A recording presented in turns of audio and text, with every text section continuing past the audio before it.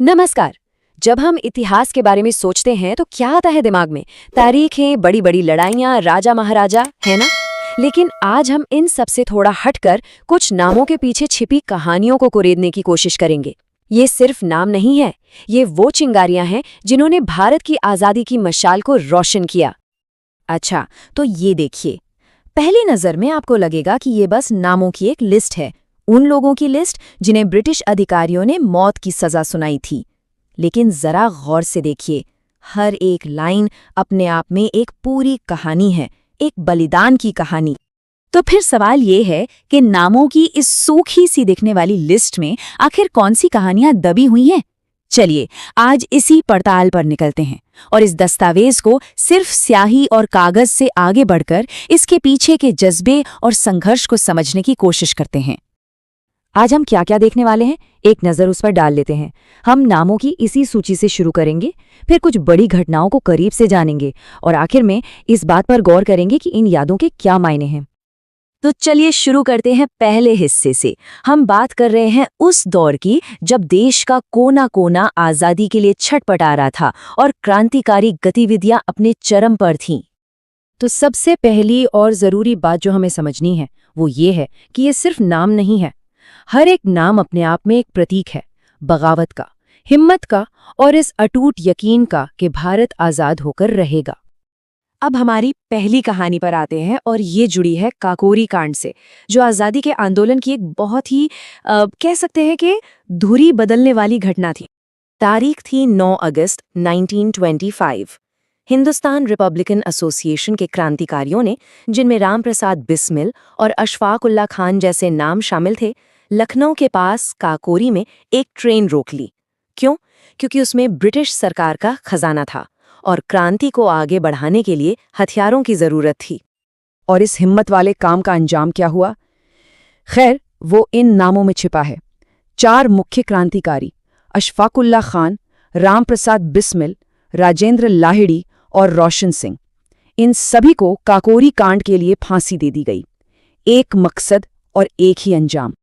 Action और सजा के बीच 2 साल का फासला था। सोचिए, इन 2 सालों में एक लंबा मुकदमा चला जिसने पूरे देश का ध्यान खींचा और आज़ादी की आग को और हवा दे दी। चलिए, काकोरी से अब आगे बढ़ते हैं। बात करते हैं उन कोशिशों की जिनका मकसद था क्रांति की आवाज को बहरे कानों तक पहुंचाना। अब हम लाहौर षड्यंत्र केस और सेंट्रल असेंबली बम कांड पर ध्यान देंगे। तो ये लाहौर षड्यंत्र केस था क्या? असल में ये सिर्फ एक पुलिस अफसर की हत्या का मामला नहीं था। ये ब्रिटिश हुकूमत के जुल्म के खिलाफ एक सीधा जवाब था और इसकी अगुवाई कर रहे थे भगत सिंह जैसे नौजवान। और इस केस से 3 ऐसे नाम जुड़े जो भारतीय इतिहास में हमेशा के लिए अमर हो गए। सबसे पहला नाम भगत सिंह, उनके साथी सुखदेव और इस तिकड़ी के तीसरे अहम सदस्य राजगुरु। इन तीनों को लाहौर षड्यंत्र केस में दोषी पाया गया और 23 मार्च 1931 को तीनों को एक साथ फांसी दे दी गई। ये तारीख और ये 3 नाम भारतीय स्वतंत्रता संग्राम के सबसे ताकतवर प्रतीकों में से एक बन गए। और यहीं पर हमें उस दौर की न्याय व्यवस्था की एक बहुत ही कह सकते हैं कि दिलचस्प तस्वीर दिखती है। देखिए, भगत सिंह और बटुकेश्वर दत्त दोनों ने सेंट्रल असेंबली में बम फेंका था, लेकिन भगत सिंह पर सॉन्डर्स की हत्या का भी आरोप था, इसलिए उन्हें फांसी हुई। वहीं बटुकेश्वर दत्त को मिली उम्र कैद की सजा। एक ही घटना से जुड़े लोगों का अंजाम कितना अलग अलग था।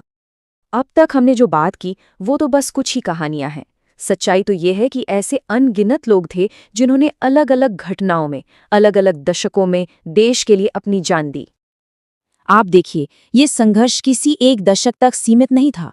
1909 में मदन लाल ढींगरा से कहानी शुरू होती है, फिर 1915 में मास्टर अमीरचंद, 1934 में चटगांव विद्रोह के नायक सूर्यसेन और फिर 1940 में जलियांवाला बाग का बदला लेने वाले उधम सिंह तक। हर दौर में कोई न कोई इस मशाल को जलाए रखने के लिए आगे आया। ये कोई 1-2 साल की लड़ाई नहीं थी, ये एक लंबी लगातार चलने वाली क्रांति थी। लेकिन इन सभी अलग अलग कहानियों में एक बात बिल्कुल एक जैसी थी, वो था अंजाम। अगर आपने हुकूमत के खिलाफ आवाज उठाने की हिम्मत की तो सजा की गंभीरता लगभग हमेशा एक ही थी, फांसी। तो चलिए आखिर में हम वापस वहीं आते हैं जहां से हमने ये सफ़र शुरू किया था, उस लिस्ट पर। ये लिस्ट आखिर हमें बताती क्या है और हम इससे क्या सीख सकते हैं? ये जो 2 पन्ने हम देख रहे हैं, ये तो उस बहुत बड़ी किताब का बस एक छोटा सा हिस्सा है। सोचिए, कितने ही नाम और कहानियां तो कभी दर्ज भी नहीं हो पाई होंगी। ये दस्तावेज हमें बस इतना याद दिलाता है कि जिस आज़ादी में हम आज सांस ले रहे हैं, उसकी कितनी बड़ी कीमत चुकाई गई है। और ये हमें एक बहुत ज़रूरी सवाल के साथ छोड़ जाता है कि जब इतिहास सिर्फ कुछ गिने चुने प्रसिद्ध नामों की एक लिस्ट बनकर रह जाता है, तो हम उन अनगिनत गुमनाम नायकों को भूल जाने का खतरा उठाते हैं जिनका बलिदान शायद उतना ही बड़ा था। जब तक न सफल हो नींद चैन को त्यागो तुम, जब तक न सफल हो नींद चैन को त्यागो तुम, संघर्ष का मैदान छोड़कर मत भागो तुम। कुछ किए बिना ही जय जयकार नहीं होती, कोशिश करने वालों की कभी हार नहीं होती।